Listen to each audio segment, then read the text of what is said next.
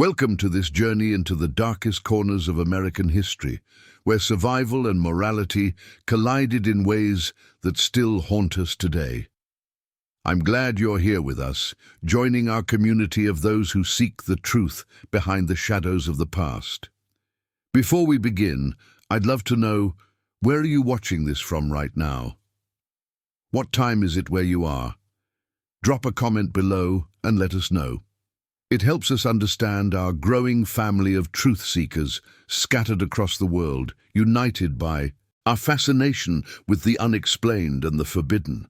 Today's story takes us back to the winter of 1911, deep into the Ozark Mountains of Arkansas, where a family's desperate struggle for survival became something far more sinister than anyone could have imagined. This is not a tale of external monsters or supernatural forces. This is a story about what happens when human beings are pushed beyond the breaking point, when civilization strips away and only the rawest instinct to live remains. What you're about to hear has been pieced together from court documents, newspaper archives, personal diaries, and testimonies that were sealed for decades. Some of what we'll discuss is deeply disturbing, but it's important we remember these events, not to sensationalize them, but to understand the darkest capabilities of human desperation. The Harlow family, Ezekiel, Martha, and their 5 children, had lived in isolation for nearly 2 decades on a property so remote that even local hunters avoided the area. The land was unforgiving, dense forests, treacherous terrain, and winters that could bury a homestead under 10 feet of snow for months at a time. But the winter of 1910 to 1911 was different. It was one of the most brutal winters Arkansas had ever recorded. Temperatures plummeted to levels not seen in living memory. Livestock froze in their pens. Entire communities were cut off from supply routes. And for families like the Harlows, already living on the edge of subsistence, it became a death sentence. When the snow finally melted in late March 1911, a postal carrier named William Thatcher attempted to deliver accumulated mail to the Harlow property. He hadn't seen anyone from the family since early November. What he found when he approached the cabin would set in motion one of the most disturbing investigations in Arkansas history. The silence was the first thing he noticed. No smoke from the chimney, no sounds of animals, no signs of life. When he knocked on the door, it creaked open on its own, revealing a darkness inside that seemed to breathe. 3 figures emerged from that darkness. 3 survivors, gaunt, hollow-eyed, moving like ghosts. Jacob Harlow, the eldest son, his sister Ruth, and young Thomas, barely recognizable at 16 years old, his frame skeletal, his gaze fixed on something far beyond the visible world. They said nothing at first. They simply stared at William Thatcher as if he were an apparition, as if they had forgotten that a world existed beyond their property line. When the sheriff arrived 2 days later with a deputy and the town doctor, they began asking the obvious questions. Where were the others? Where was Ezekiel? Where was Martha? Where were Samuel and Abigail? The survivors' answers were fragmented, contradictory, delivered in monotone voices that suggested either severe trauma or something far more calculated. They spoke of the cold, the hunger, the darkness that lasted months. They spoke of choices that had to be made, sacrifices. But they never spoke clearly about what happened to the missing family members. The investigation that followed would uncover evidence so disturbing that much of it was deliberately kept from public record.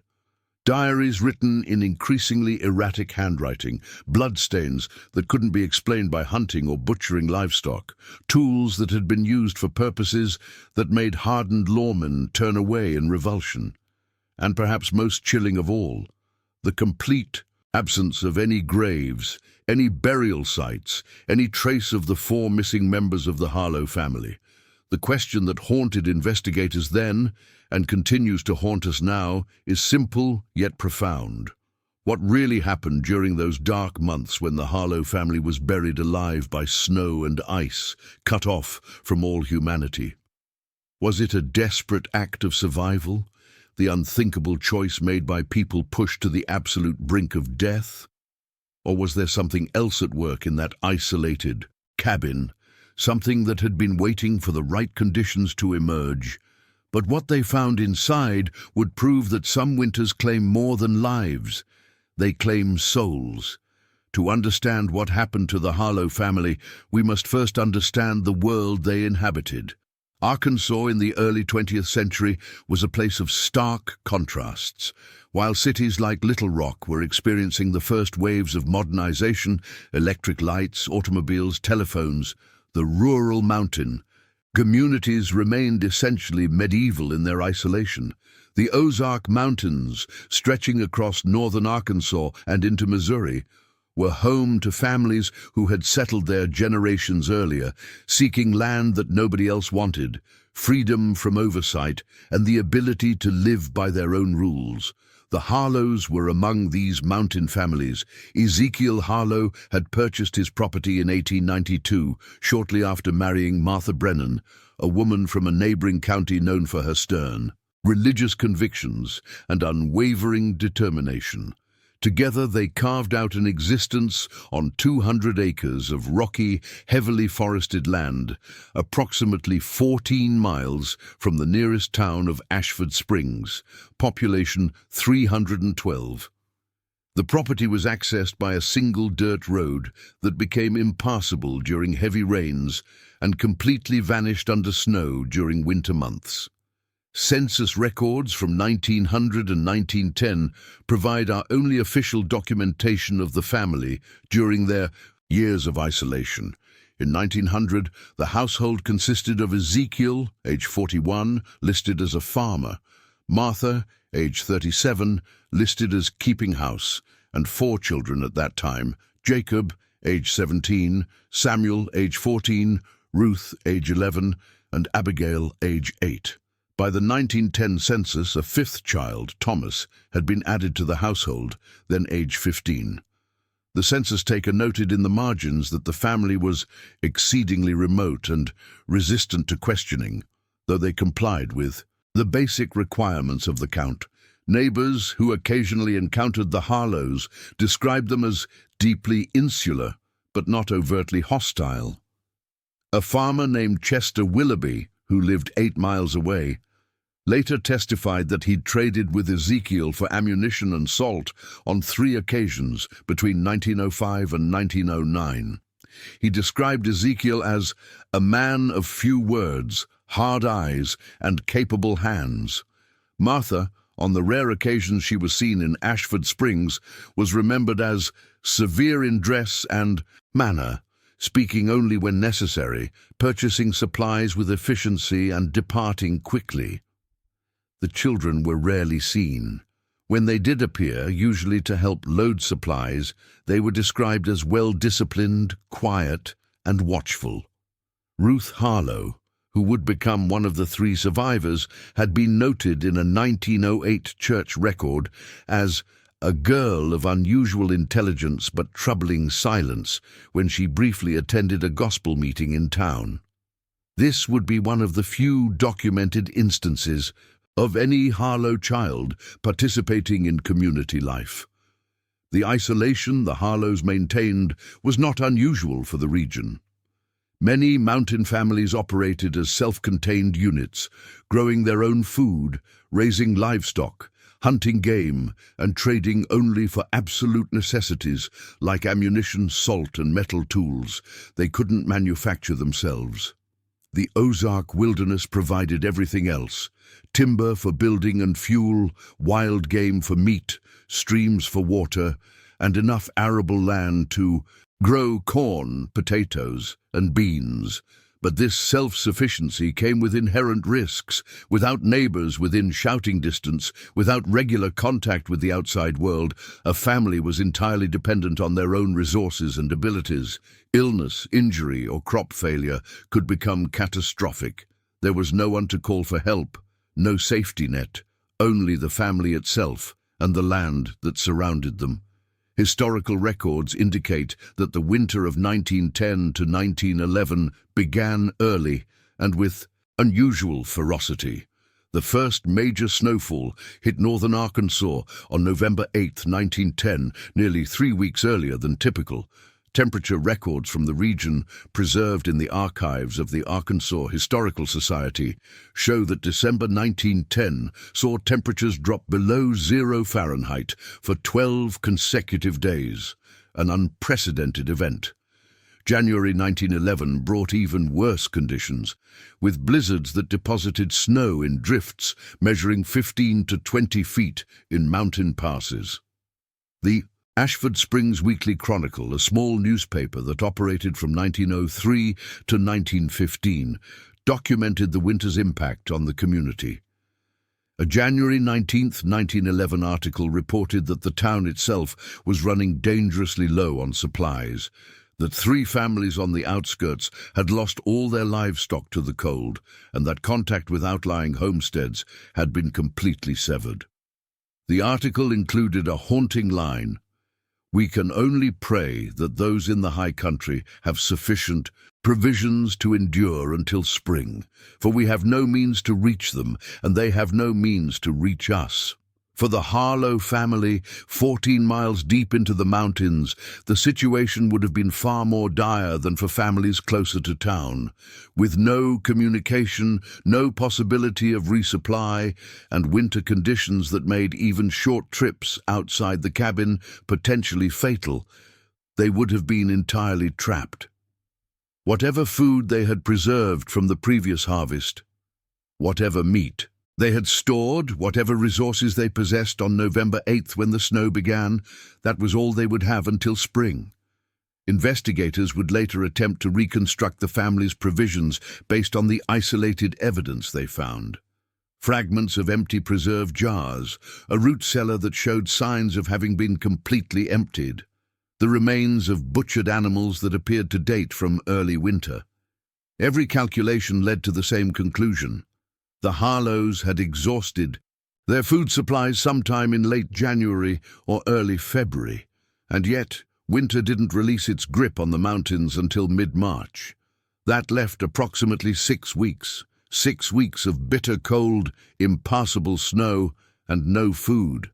6 weeks when the only living creatures on the Harlow property were the 7 members of the family themselves. 6 weeks that would end with only 3 of them still alive, and 4 simply gone, leaving behind only traces of what had been done to ensure that someone, at least, would survive to see spring. The question investigators faced was whether the survivors had committed an act of desperate necessity, or whether something darker had been conceived during those long, dark nights when hunger gnawed at reason and morality became a luxury the starving could no longer afford. The discovery of what had transpired at the Harlow homestead began not with dramatic revelation, but with unsettling silence. When postal carrier William Thatcher first encountered the 3 survivors on March 23, 1911, his immediate concern was medical. The 3 figures who emerged from the cabin, Jacob, Ruth, and Thomas, appeared to be suffering from severe malnutrition and possible exposure. Thatcher later testified that their clothing hung from their frames like burial shrouds on skeletons, and that their skin had taken on a grayish pallor he'd never seen on living people. But it was their eyes that disturbed him most. "They looked at me," he told, "investigators, but they didn't see me. It was as if they were looking through me, at something behind me, something I couldn't perceive. And when I asked where the rest of the family was, young Thomas smiled. Just smiled. Not a happy smile, a knowing smile. Like he understood a joke I wasn't privy to." Thatcher made the 14-mile journey back to Ashford Springs in record time, arriving just before nightfall. He went directly to Sheriff Coleman Hayes, a veteran lawman who'd served the county for 16 years. Hayes initially assumed he was dealing with a straightforward case of winter hardship. Perhaps some family members had died from illness or cold, and the survivors were traumatized. This was not uncommon in isolated mountain communities during harsh winters. He prepared to conduct a wellness check and arrange for medical care and proper burials. Sheriff Hayes, Deputy Martin Cross, and Dr. Edmund Sawyer arrived at the Harlow property on the morning of March 25th, bringing medical supplies, food, and blankets. What they found upon entering the cabin would fundamentally alter their understanding of the situation.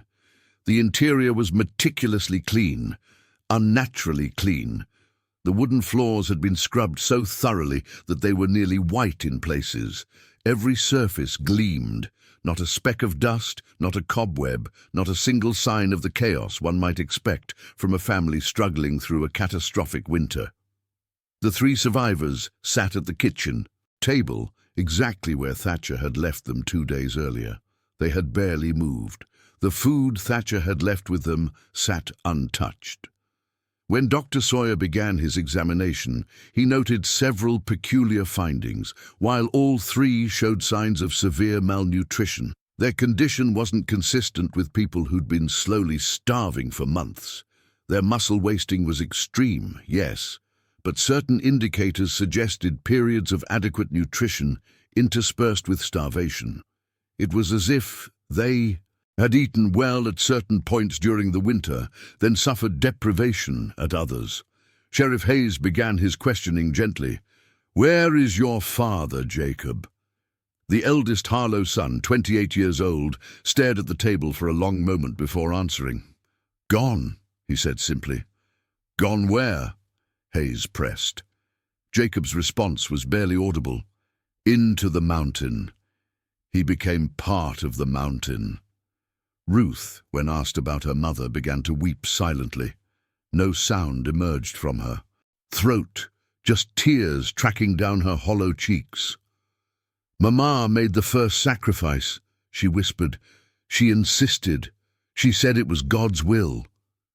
When pressed to explain what she meant by sacrifice, Ruth fell completely silent and wouldn't speak again for the remainder of the day. Young Thomas, the 16-year-old, was the most forthcoming, but his testimony was the most disturbing. He spoke in a flat, emotionless tone, as if reciting a lesson he'd memorized. "The cold came early. The snow buried us. We ate the chickens first, then the pig, then the cow.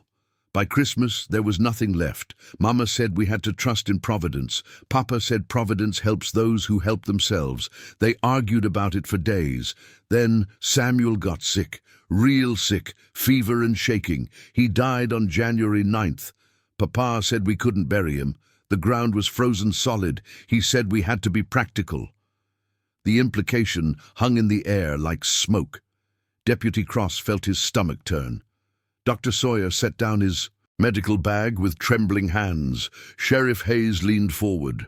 "What do you mean, practical, son?" Thomas met his gaze directly for the first time. "We had to survive. Papa explained it all very carefully. Samuel was already dead. His body was meat, just meat, and we were starving. It was either use what Providence had provided or die ourselves. Mama cried for 3 days, but she ate too. We all did, because we wanted to live." The investigation that followed would uncover evidence that corroborated Thomas's horrifying testimony. In the root cellar, investigators found a butchering station. The tools there, knives, a cleaver, a bone saw, had been cleaned meticulously, but traces of blood remained in crevices and joints. Dr. Sawyer, conducting a preliminary examination, determined that the blood was human. On a workbench, he found scratch marks where someone had etched tally marks into the wood. 4 marks, 4 deep gouges, 1 for each missing family member. In the cabin's main room, behind a loose board in the wall, Sheriff Hayes discovered a journal. It was Martha Harlow's diary, written in increasingly erratic handwriting that deteriorated from neat, controlled script in early November to nearly illegible scrawl by late February. The early entries documented normal daily activities, preserving food, mending clothes, reading scripture. But as December progressed, the tone shifted dramatically. December 18th. The snow shows no sign of stopping. Ezekiel. Rationed the last of the salted pork today. The children are always hungry. I am always hungry. We pray together every night, but I wonder if God can hear us through all this snow. January 4th. The cow died last night, froze despite our best efforts. We butchered it immediately. Ezekiel says the meat will last through February if we're careful. I want to believe him. January 12th. Samuel is gone. My boy is gone. The fever took him despite everything we tried. Ezekiel won't let me grieve properly. He says we must think of the living. He says things I cannot bear to write. God forgive us. God forgive what we are about to do. The next entry was dated January 20th. We have crossed a line that cannot be uncrossed. I cannot write what we have done. I can only say that we are alive, and Samuel nourished us even in death. I tell myself he would have wanted this. I tell myself this is survival, not sin. But I know what we have become. February 3rd. Abigail. He volunteered. She said she'd rather die with purpose than watch us all slowly fade. Ezekiel tried to refuse, but she insisted. She was always the brave one. She was only 19 years old. The final entry was dated February 27th, written in handwriting so shaky it was nearly impossible to read. I cannot continue. I have told Ezekiel to do what must be done. Let me be the final offering. Let the children survive.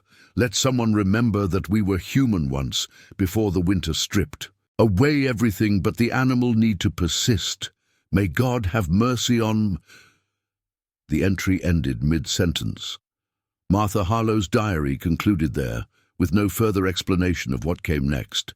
But the implication was clear and horrifying. She had offered herself to be consumed by her own family.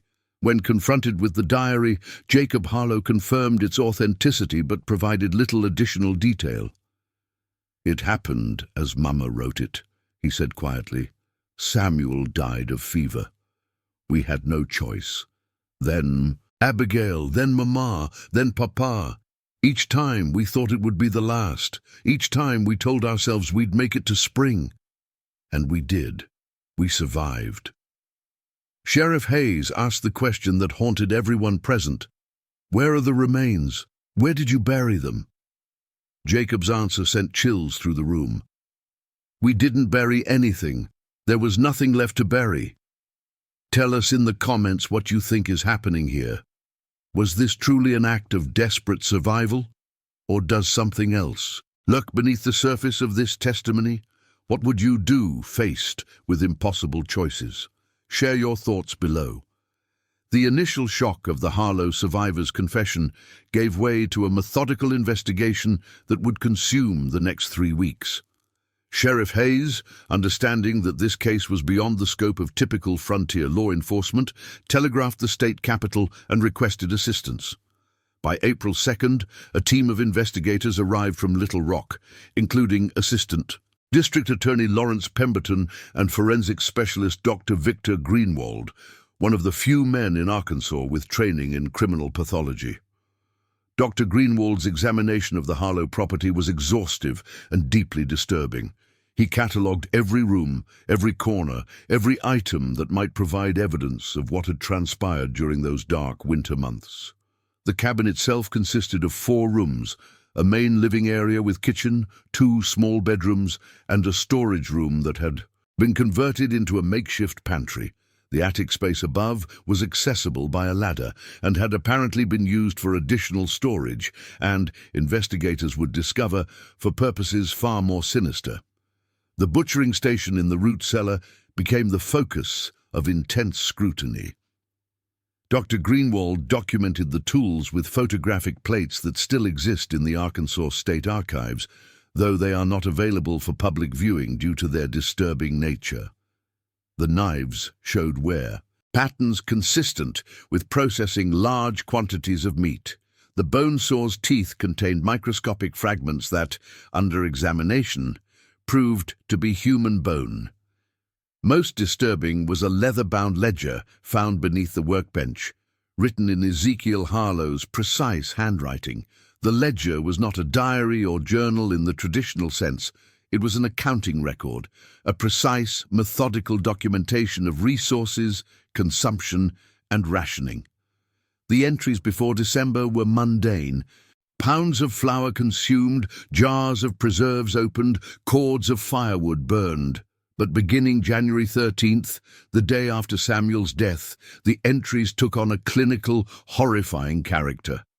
January 13th, SH processed, estimated yield 110 pounds usable material, stored in cold shed. Ration calculation, 5 persons, 4 ounces daily, just 27.5 days supply. January 20th, first rations of SH distributed, family resistant but compliant after prayer and discussion. Martha consumed minimal amount. Children more willing after initial resistance overcome. February 5th, AH volunteered. Processing completed evening of February 4th. Yield 95 pounds. Martha increasingly despondent. Questions whether survival worth the cost. Reminded her of duty to remaining children. February 28th, MH insisted, would not be dissuaded. Final act of maternal sacrifice. Yield 102 pounds. Children will survive to spring. That is what matters. That is all that matters now. The ledger's final entry, dated March 10th, was brief and chilling. Final accounting, ensured children's survival. May God judge me for my pragmatism. May he forgive what necessity demanded. Assistant District Attorney Pemberton pored over this document with mounting horror. The clinical detachment, the cold mathematics of survival, the transformation of human beings into quantified resources. It suggested either profound psychological detachment or a mind operating under extreme duress with a desperate focus on the single, a goal of keeping someone, anyone, alive until spring. But several elements didn't align with the narrative of pure survival necessity. Dr. Greenwald noted that the processing described in the ledger appeared to have been conducted with considerable expertise. The yields calculated were too precise, the methods too efficient for someone encountering this practice for the first time under desperate circumstances. When questioned, Jacob Harlow admitted that his father had been a battlefield surgeon's assistant during a brief military service in the 1880s and had retained extensive knowledge of human anatomy. More disturbing still was the discovery in the attic. Behind stacks of old furniture and crates, investigators found a space that had been carefully arranged as a sort of shrine or meditation area. Candles had burned down to stubs, the wooden floor bore stains that tested positive for human blood, and carved into the floorboards in crude letters were passages from the Bible, specifically from the book of Leviticus, chapters dealing with sacrifice and offerings. On the wall, written in what appeared to be charcoal, was a repeated phrase, "The life of the flesh is in the blood, and I have given it to you upon the altar to make atonement for your souls." When confronted with this discovery, Ruth Harlow spoke for the first time since her initial interview. "Papa said we had to sanctify it," she whispered. "He said if it was just eating, we were no better than animals. But if we made it sacred, if we treated it as sacrifice and offering, then God might understand, might forgive. We prayed over every meal. We thanked those who gave themselves so we might live. We tried to make it holy." The interrogations of the 3 survivors, conducted separately over the course of 2 weeks, revealed disturbing inconsistencies and fragments of a story that grew more complex with each telling. Jacob, Ruth, and Thomas each remembered events differently, emphasized different details, and occasionally contradicted not only each other but their own previous statements. Jacob Harlow, as the eldest, maintained the most coherent narrative. He insisted that everything that happened was driven purely by survival instinct. "We were dying," he told investigators repeatedly. "You cannot understand what it is to feel your body consuming itself, to watch your family waste away, to know with absolute certainty that death is coming unless you do something, anything, to prevent it." Samuel had already died. His body was there. We were starving. What would you have done? But under persistent questioning, Jacob revealed details that complicated the survival narrative. He admitted that his father had raised the possibility of cannibalism before anyone had actually died. "Papa said we needed to be prepared to make hard choices. He said in extremis, all the normal rules are suspended. He said sailors stranded at sea had done it. Settlers trapped in mountain passes had done it. Soldiers besieged in fortresses had done it. He said it was documented throughout history, and that survivors were not judged harshly when the circumstances were truly desperate." This admission was crucial. It suggested premeditation, or at least contemplation of cannibalism, before it became an immediate necessity. It raised the question, had the Harlows waited until natural death provided bodies, or had they, perhaps, accelerated the process? Ruth's testimony was more fragmented and emotional. She spoke of her mother's anguish, of prayers that went unanswered, of a family slowly fracturing under the weight of impossible choices. "Mama wanted to die first," Ruth said through tears. "After Samuel, after what we did with Samuel, she wanted to die. She stopped eating her share. She gave it to us. She was trying to die naturally so we wouldn't have to choose." But Ruth also revealed that Abigail's volunteering had not been entirely voluntary. "We drew lots," she admitted during her fourth interrogation. "Papa said we couldn't let Mama sacrifice herself yet because we might need her later if the winter didn't end. So we drew lots. Abigail drew the shortest straw. She accepted it. She was brave, but it wasn't really volunteering. It was fate, or God's will, or random chance. I don't know anymore what the difference is." This revelation transformed the investigation. Drawing lots suggested a systematic process, a group decision, potentially even a ritualized selection of victims. It moved the situation from desperate opportunism to organized family suicide pact with cannibalistic elements.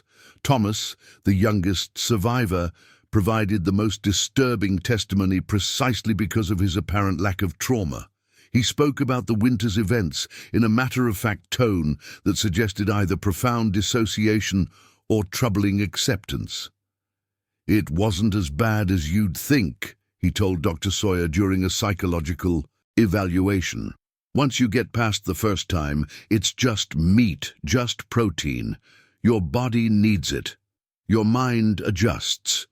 Papa explained the chemistry of it, how the human body requires certain nutrients, how we were simply extracting those nutrients from available sources.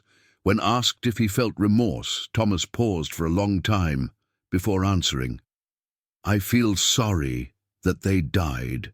I loved them, but I don't feel sorry we ate them. They were already dead. We weren't. What else could we do?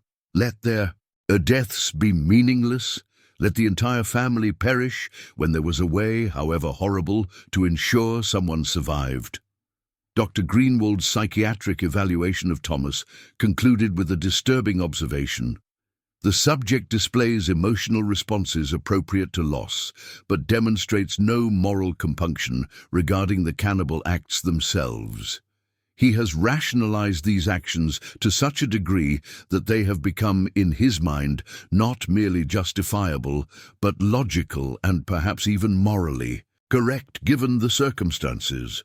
Whether this represents traumatic dissociation or genuine psychopathology remains unclear."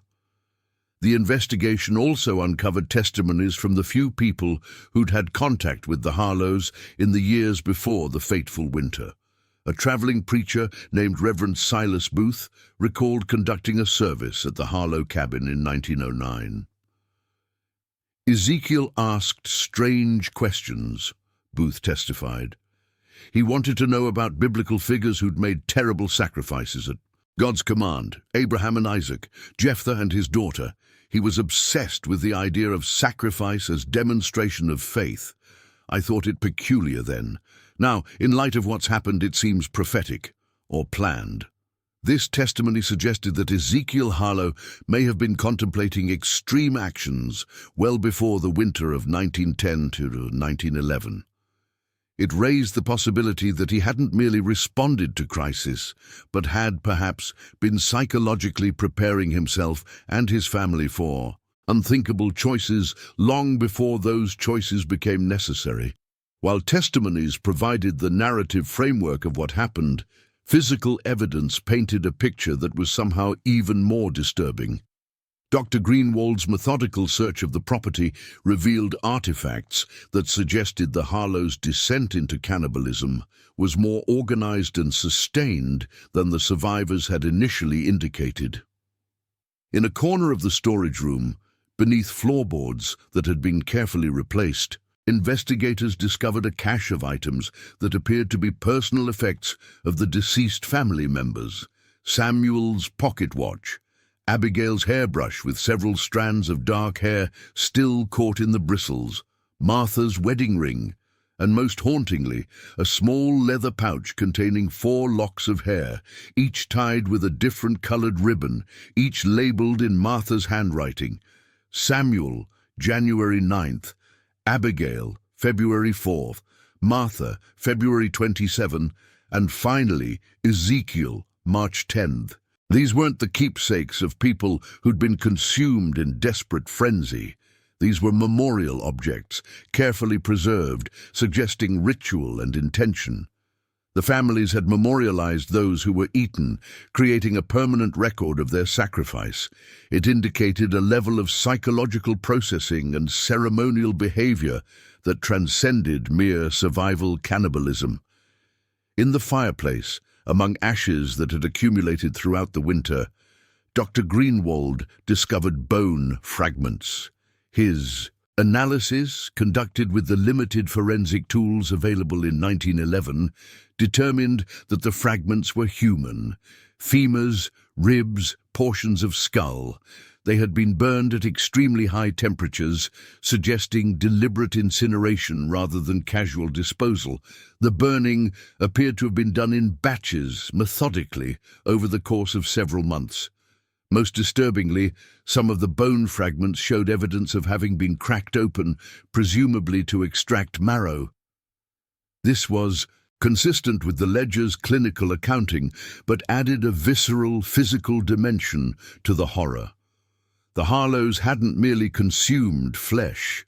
They had systematically processed every useful part of their deceased family members, extracting maximum nutritional value from each body. The meat storage shed, a small structure built into the hillside to take advantage of natural cold, contained hooks and chains that had presumably been used to hang and age the meat. Investigators found dried blood stains on these chains and on the wooden floor beneath them. The shed's temperature logs, meticulously maintained by Ezekiel in yet another ledger, showed that he had carefully monitored conditions to prevent spoilage, treating human flesh with the same care a butcher would give to valuable cuts of beef or pork. Perhaps most chilling was the discovery of recipe notes in Martha's handwriting, found tucked into her Bible. She had documented different preparation methods, apparently attempting to make the meals more palatable for her family. Boiled with herbs is more tolerable than roasted, one note read. The children accept stew form most readily. Frying creates odors that cause distress. Baking at low temperature yields softer texture. These clinical cooking notes, discussing human flesh as one might discuss pork or venison, provided a window into the psychological coping mechanisms the family had developed. The investigation also uncovered evidence that challenged the survivors' timeline. Based on the consumption rates documented in Ezekiel's ledger, compared against the estimated yields from 4 bodies, Dr. Greenwald calculated that the family should have exhausted their supply of human flesh by mid-March, right around the time the snow began to melt. But analysis of the storage shed and butchering station suggested that processing had occurred as recently as late March, possibly even early April. This discrepancy was never fully explained. Jacob insisted that the last processing was of his father on March 10th, but the physical evidence suggested otherwise. Sheriff Hayes theorized that perhaps one of the volunteers hadn't actually been dead when processing began, or that the survivors had consumed human flesh even after other food sources became available, suggesting the practice had evolved from desperate necessity into something else entirely. Adding to the mystery were the neighbors' testimonies about the Harlow children's physical conditions when they were finally seen. Several people who encountered the survivors in the days after their discovery noted that while Jacob appeared severely malnourished, Ruth, and especially young Thomas, seemed in better physical condition than one would expect from people who'd survived months of near starvation. This led to dark speculation that perhaps the food, such as it was, had not been distributed equally among survivors. When confronted with this observation, Thomas provided an answer that haunted investigators. Papa said someone had to remain strong enough to work, to maintain the fire, to do what needed doing. He said it would be wasteful if we all became equally weak. So he calculated, he measured, he ensured that at least one person would definitely survive. That was me. I was the youngest. I had the most years ahead. So I ate more than the others, Papa insisted.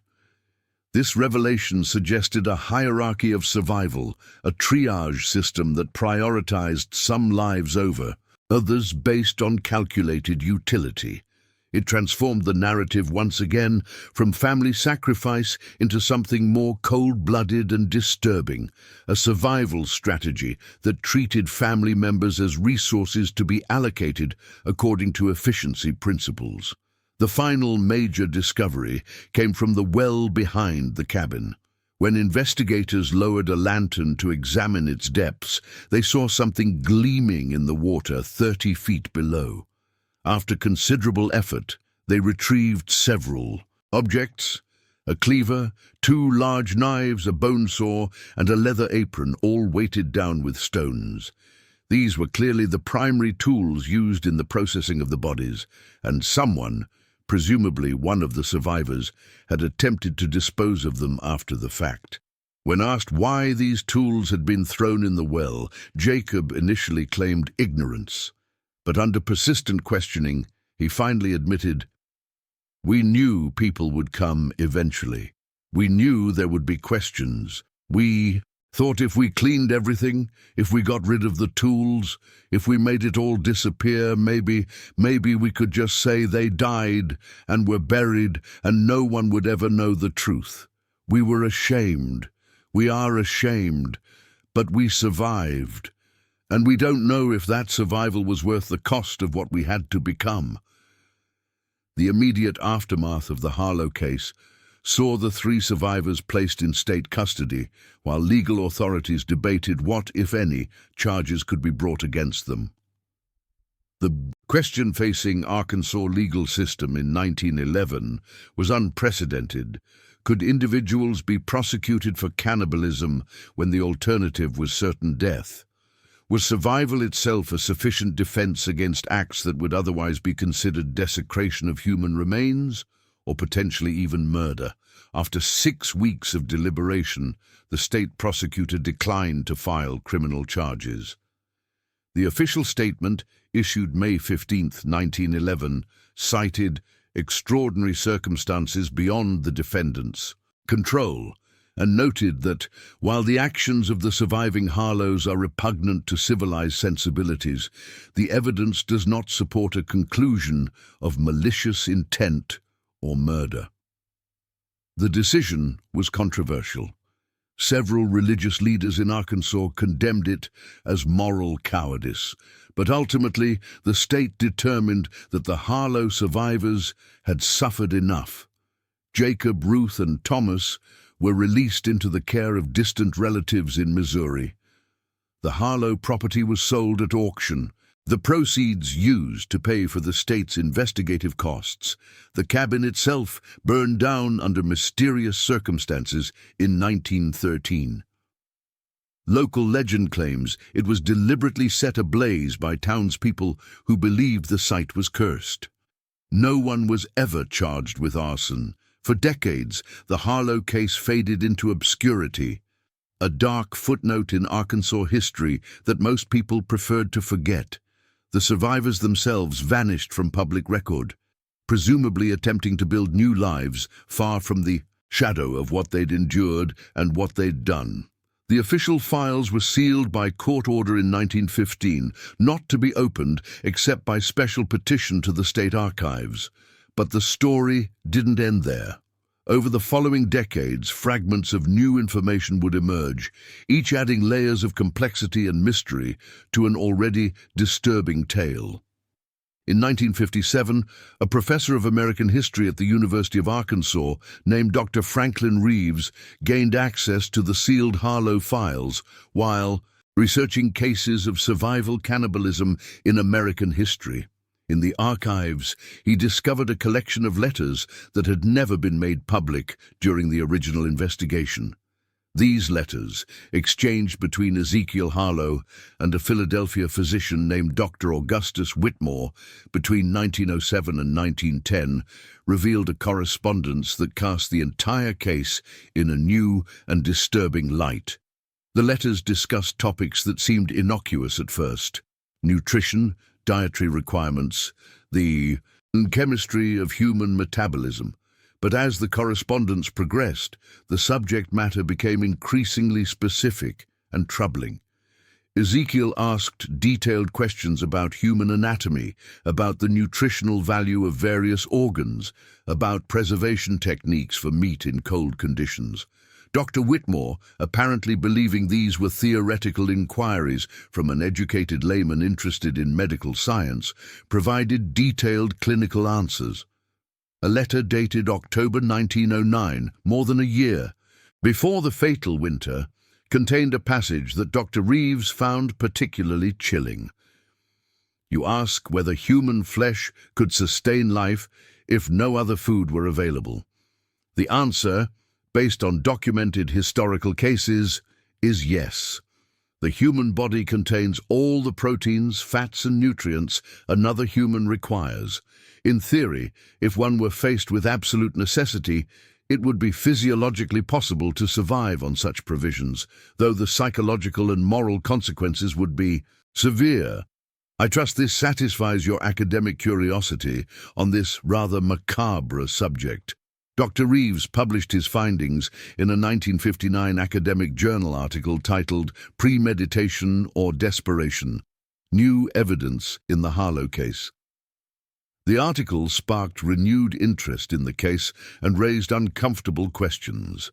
Had Ezekiel Harlow been preparing for the possibility of cannibalism years before circumstances made it necessary? Or was he simply a curious man with wide-ranging intellectual interests, who happened to face the precise nightmare scenario he'd once theoretically considered? In 1974, a woman named Catherine Morrison contacted the Arkansas Historical Society with a startling claim. She was, she said, the granddaughter of Ruth Harlow. Ruth had married in 1918 under an assumed name and had raised a family in rural Kansas, never speaking of her past to her husband or children. But in 1972, dying of cancer at age 83, Ruth had finally told her daughter the truth about who she was and what had happened in the winter of 1911. According to Catherine Morrison's account, Ruth's deathbed confession included details that had never appeared in official records. Ruth claimed that the drawing of lots had not been random.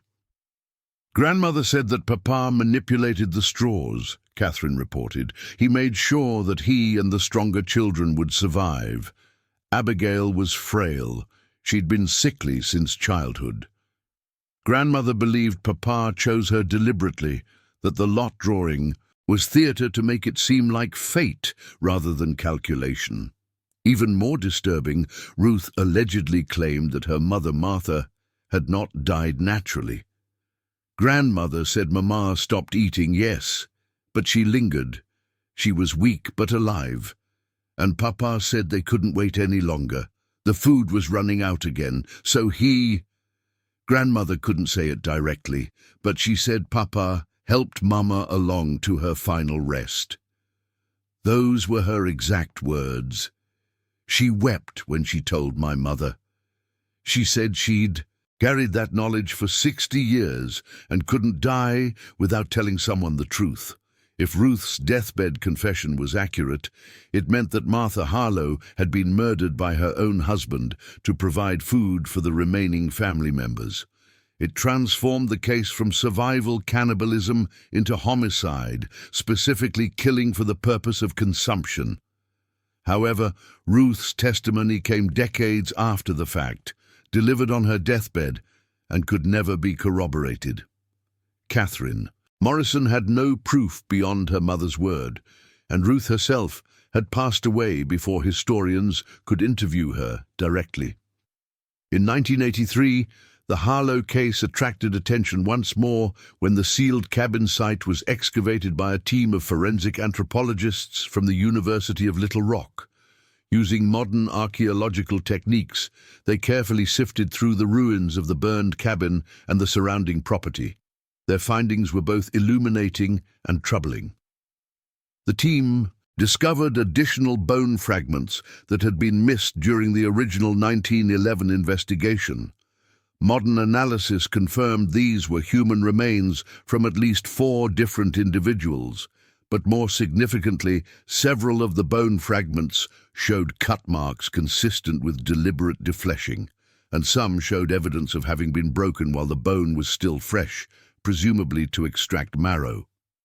One fragment, part of a femur, showed what appeared to be saw marks that didn't align with the butchering patterns one would expect from someone inexperienced in human anatomy. The lead anthropologist, Dr. Helena Marsh, noted in her report, "The precision and efficiency of the bone processing suggests either prior experience or extensive anatomical knowledge applied with disturbing effectiveness. These are not the desperate, clumsy cuts of someone forced into cannibalism by starvation. These are methodical, almost professional." The 1983 excavation also uncovered something that had been buried beneath the cabin's foundation, a small wooden box containing a journal written in code. It took cryptographers 3 months to decipher it. The journal belonged to Ezekiel Harlow and contained entries dating back to 1905, 6 years before the fatal winter. The decoded entries revealed a man obsessed with self-sufficiency, with survival, and with dark contingency planning.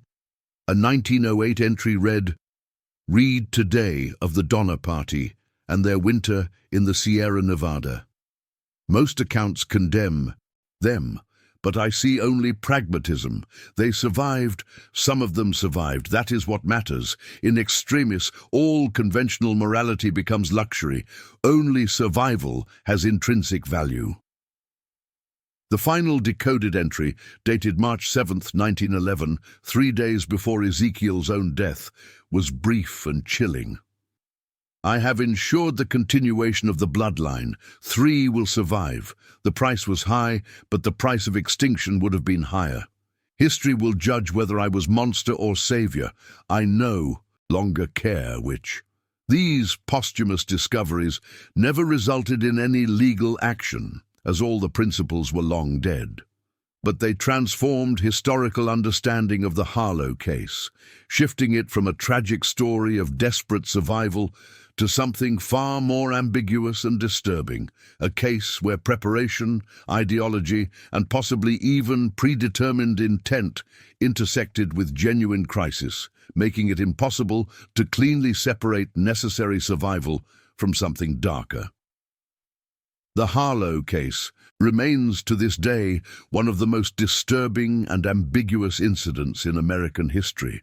More than a century has passed since that terrible winter of 1910-1911, yet we are no closer to a definitive answer about what truly happened in that isolated cabin in the Ozark Mountains. The evidence, testimonies, and posthumous discoveries paint a picture that refuses to resolve into simple clarity. Three primary theories have emerged among historians, psychologists, and researchers who have studied the case. Each has its proponents, and each explains some aspects of what happened while leaving others unexplained. The first theory is the survival necessity hypothesis. This perspective holds that the Harlow family faced genuine life-threatening starvation and made desperate choices to ensure that at least some members would survive. According to this interpretation, Ezekiel's prior research into cannibalism was merely intellectual curiosity that happened, by terrible coincidence, to become relevant. The ritualistic elements, the prayers, the memorialization, the careful processing, were psychological coping mechanisms that allowed the family to maintain some sense of humanity while committing acts they found abhorrent. Under this theory, the Harlows were victims of circumstances beyond their control, tragic figures who did what they had to do to survive. The second theory is considerably darker, the calculated triage hypothesis. This interpretation suggests that Ezekiel Harlow, drawing on his medical knowledge and his philosophical beliefs about survival, made deliberate, premeditated decisions about who would live and who would die. The lot drawing, the hierarchy of food distribution, the possible murder of Martha before her natural death, all point to a systematic approach that went beyond desperate reaction to crisis. Under this theory, Ezekiel was not merely responding to starvation, but implementing a pre-existing mental framework for survival at any cost. He became, in essence, a domestic tyrant who decided the fates of his family members based on utilitarian calculations about who was most valuable to preserve. The third theory is the most disturbing and the least provable: the ideological preparation hypothesis. Some researchers, pointing to Ezekiel's years of correspondence about human nutrition, his fascination with extreme survival cases, and his coded journal entries about the luxury of conventional morality, suggest that he may have deliberately engineered or at least welcomed the crisis as an opportunity to test his theories. Under this darkest interpretation, the Harlow family's isolation wasn't purely geographical, but ideological. Ezekiel had created a closed system where he could implement ideas that civilization would never permit, and the brutal winter simply provided the justification. We will likely never know which of these theories, if any, represents the truth. Jacob Harlow died in 1954, having never spoken publicly about the winter of 1911 after his initial interrogation. Thomas Harlow's fate is unknown. He disappeared from all records after 1920. Ruth Harlow, as we've discussed, carried her secrets until her deathbed confession in 1972, and even that testimony is filtered through second-hand reporting and the distortions of memory and guilt. What we can say with certainty is this: in the winter of 1911, 7 people entered a period of isolation in the Arkansas mountains. By spring, only 3 emerged alive. The other 4 were consumed by their own family members. Whether this was purely survival, calculated murder, or something in between remains an open question that haunts us across the decades. The Harlow cabin is long gone, burned to ashes. The property has changed hands multiple times and is now part of a state forest preserve. Hikers occasionally pass through the area, usually unaware of what happened there. The exact location of the cabin is known only to historians and researchers. There are no markers, no memorials. The state of Arkansas has never officially commemorated the site, perhaps believing that some stories are better left unmarked and hopefully forgotten. But forgotten it has not been. The Harlow case endures in the darker corners of American historical consciousness, a reminder of how thin the veneer of civilization can be, how quickly the rules we live by can dissolve when survival itself is at stake. It forces us to confront uncomfortable questions. What would we do in similar circumstances? Where is the line between acceptable and unacceptable when death is the alternative? Can survival alone justify any action? And perhaps most troubling of all, are we all capable of what the Harlows did, given the right combination of desperation and isolation? These are questions without easy answers, perhaps without any answers at all. To this day, no one knows the full truth of what happened during those dark months in the Harlow cabin. We have evidence, testimonies, and theories, but the complete truth died with the family members who lived it, consumed along with everything else that winter claimed. Now I want to hear from you, our community of truth seekers. What do you believe happened in that cabin? Was it survival, murder, or something else entirely? Have you heard similar stories from your own region's history? Share your thoughts, your theories, and your own encounters with the darkest corners of human nature in the comments below. Subscribe if you want more journeys into the shadows of history, and hit that notification bell so you never miss our next investigation into the cases that time tried to bury but refuses to forget. Thank you for joining me on this haunting journey. Until next time, remember, history's darkest chapters are often the ones we need most to understand. Stay curious, stay questioning, and I'll see you in the next episode of our Haunted Chronicles.